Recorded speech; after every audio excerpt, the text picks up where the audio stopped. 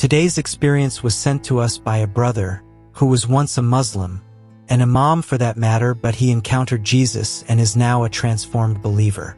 Kindly stay to the end to fully understand his experience. My name is Joseph Bashi, formerly known as Muhammad Bashi. Growing up, I followed the teachings of Islam with a fervor that was ingrained in me from the beginning. My life revolved around the 5 daily prayers, reciting the Quran, and fasting during Ramadan. It was a life of discipline, and I took pride in being faithful to my religion. When I was sent to a mixed religion boarding school with my best friend, Kareem, I felt a mix of excitement and anxiety. I knew we would face new challenges, especially being in an environment where Christians and Muslims studied side by side. Yet, our faith remained unwavering. Every morning before the sun rose, Kareem and I would wake up for Far, the dawn prayer. No matter what was happening around us, whether exams were looming or other students were busy with activities, we kept to our prayer times with military precision. By midday, we gathered with other Muslim students for Dur, and it was the same for the other prayers throughout the day. Our commitment was noticed. Teachers and students alike would remark on how disciplined we were in following the tenets of Islam, and we became known for our dedication. But after graduation, life changed. Kareem and I parted ways, each following our own paths. I didn't know it then, but I would never see him again. The bond we shared was strong, and saying goodbye was harder than I expected. But we had our dreams and futures to chase. He went one way and I went another. Though we lost contact, I stayed committed to the values we had shared. The solitude that came with losing touch with my closest friend only deepened my personal relationship with Allah. As I entered higher education, I poured myself into my studies, always keeping my Islamic faith at the center of my life. University life opened new doors, both academically and spiritually. I became known not just for my academic performance, but also for my leadership within the Muslim Student Society. My commitment to Islam was recognized with several awards for leadership and service. It was a time of personal growth. I led prayer groups, organized community outreach, and continued to study the Quran deeply. I felt that I was on a divine path, guided by Allah's hand. My devotion didn't go unnoticed. By the time I graduated, I had received multiple recognitions for my dedication and was even approached by several local mosques for leadership roles. Upon completing my studies, I was given the great honor of becoming the imam of a mosque in our city. Leading the congregation every day, guiding people in prayer, and providing counsel became my life's work. The sense of responsibility was immense, but it filled me with purpose. I was living the life I had always imagined, a life dedicated to serving Allah and my community. It was during this time as an imam that I stumbled upon a comment in a social media discussion that would change everything. A man named Julius Moses had posted something about Jesus being the Son of God, a statement that challenged everything I believed. I couldn't let it go unaddressed, so I responded, arguing that Jesus was a prophet, nothing more, as the Quran teaches. What began as a simple online comment turned into a full-blown conversation. Julius and I went back and forth, debating the nature of Jesus. He quoted the Bible, I quoted the Quran. Neither of us was willing to back down. The discussion eventually moved to private messages, where the debate became more intense. I was certain of my belief Jesus was a prophet. Julius was equally sure of his stance. Jesus was the Son of God. Despite our lengthy conversations, we couldn't convince each other. We eventually agreed to disagree, each holding on to our own faith. After days of exchanging arguments and evidence, we finally stopped. It wasn't a heated end, but more of an unspoken agreement that neither of us was going to change the other's mind. We parted ways and I moved on, or so I thought. That night, something strange happened. I had gone to bed after evening prayers, as I always did, with no thoughts of what was about to come. Suddenly, I found myself floating, weightless, and completely conscious. It wasn't a dream. It felt too real for that. I wasn't having a heart attack. There had been no accident. Yet here I was outside of my body. In a split second, I found myself standing on a narrow path. The air was thick, and there was an overwhelming sense of dread. Ahead of me, a large gate loomed, with the word hell inscribed in bold letters. My heart raced. Before I could even think of turning back, I heard agonizing screams coming from the other side. They were cries of suffering that I had never heard before, not even in the most graphic descriptions of hell. An angel appeared beside me, radiant and full of light. He introduced himself as my guide. I felt an immense sense of awe and fear. Without speaking, he led me toward the gate. It opened on its own, and the sight inside was terrifying. A river of molten lava stretched out before me, and floating on it were mosques, familiar structures that I had always seen as places of worship. But inside these mosques were people, burning and writhing in torment. The flames consumed them, and yet they were not consumed. Their pain was unimaginable. They were crying out to Muhammad, begging for mercy, but no help came. Demons, brutal and merciless, tormented them without end. The screams echoed in my ears. The angel led me into one of the mosques, and immediately I was struck by the overwhelming heat and the smell of burning flesh.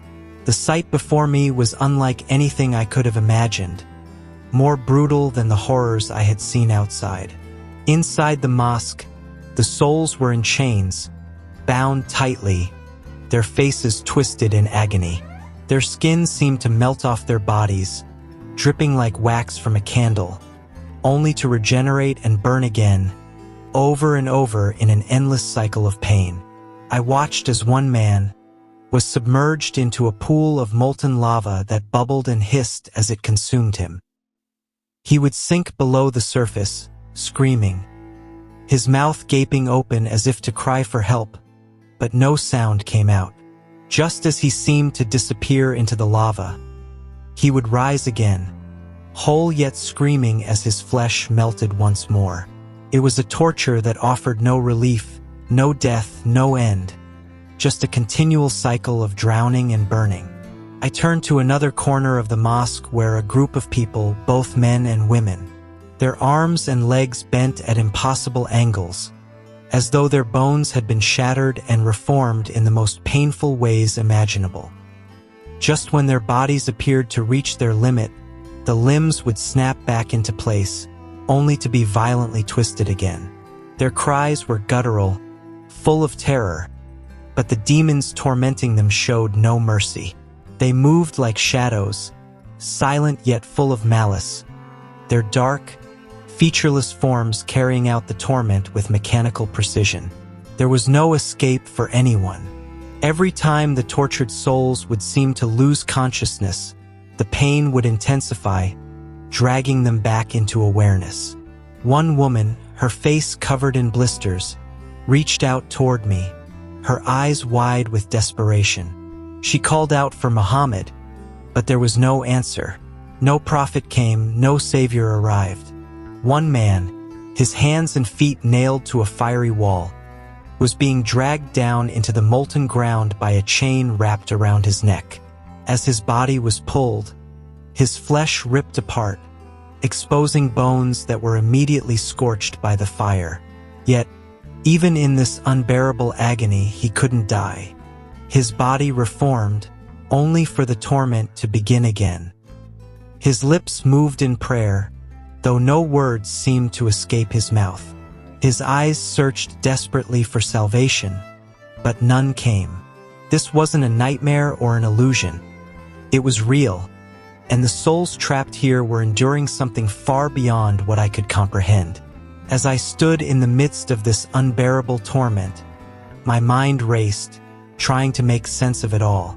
My heart pounded in my chest, my thoughts swirling in confusion. These people, they were like me.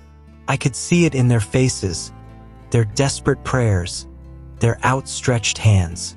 They had lived the same life I had. They had prayed 5 times a day, fasted during Ramadan, given generously to charity. They had followed the teachings of Islam faithfully, yet here they were, trapped in this place of unimaginable suffering. Why? How could this be? The question weighed so heavily on me, I felt as though it was suffocating me. Every time I looked at the faces of the tormented, I could see myself. What had they done wrong? What had I missed? My mind flashed back to my own life. My years of dedication, the countless hours spent in prayer, leading others in worship, the sacrifices I made to follow the path of Islam. Was it all in vain? I didn't need to ask the question aloud. The angel, who had been silent beside me, turned and looked at me with eyes that seemed to pierce through my soul. His face was radiant, his presence calm but filled with authority. He had seen my turmoil and confusion before I could voice it.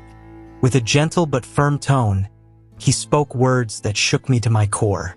Salvation cannot be earned. It is not through deeds, but through Jesus Christ. Without him, no one can escape this place. I had spent my entire life believing that my good deeds, my prayers, fasting, almsgiving, were enough to save me, to secure my place in paradise. But now, here in this place of torment, that belief crumbled. I could see the evidence all around me. The souls in torment had lived righteous lives by human standards, yet their deeds had not saved them from this eternal nightmare. My mind reeled with the implications. Could it be true? Could everything I had been taught, everything I had believed, be missing the one essential truth? They had followed the same path I had been walking, believing that their devotion to Allah would be enough. But it hadn't been. He let me know that Jesus Christ is the only way. Without him, there is no escape from this place. No amount of good works can bridge the gap. Only his sacrifice on the cross can. The angel explained that this fate wasn't just for Muslims, but for all who died without accepting Christ. Whether Muslim, Buddhist, or any other religion. Hell was the destiny for those who did not accept Jesus as their savior, no matter how many good deeds they had done. The souls kept crying out, but Muhammad never appeared. Then, just as suddenly, the scene shifted. I found myself in a place of immense peace and beauty. The colors were unlike anything I had ever seen. The people there glowed with joy, and their faces radiated happiness. I knew instinctively that I was in heaven. The angel explained, "This is the place for those who have accepted Jesus Christ. They will live here forever, in joy and peace." From afar, I could see a city, its buildings made of gold, shining in the light. There was no pain here, no suffering, only eternal happiness. I woke up abruptly, drenched in sweat. My heart pounded in my chest, and I could hardly breathe. The vision had been too real to dismiss as a mere dream. I sat on the edge of my bed, shaking, trying to process what I had just experienced. It was clear to me that something profound had just happened. Since that night, I felt a deep conviction. What I saw wasn't just a dream, it was a message, a warning. I now know that true salvation comes only through Jesus Christ, and I feel compelled to share this truth with others. Just the way I am now a repented soul, I have faced many persecution which keeps me stronger every day. We cannot rely on our deeds alone. There is an urgency, a call to be faithful to Christ, for the time to choose is now. Alright friends, this brings us to end of today's experience. Kindly like and share this video with your friends and families. Kindly subscribe to our channel and turn on your notification bell icon to be the first to get updated anytime we upload a new experience sent to us. Remain blessed.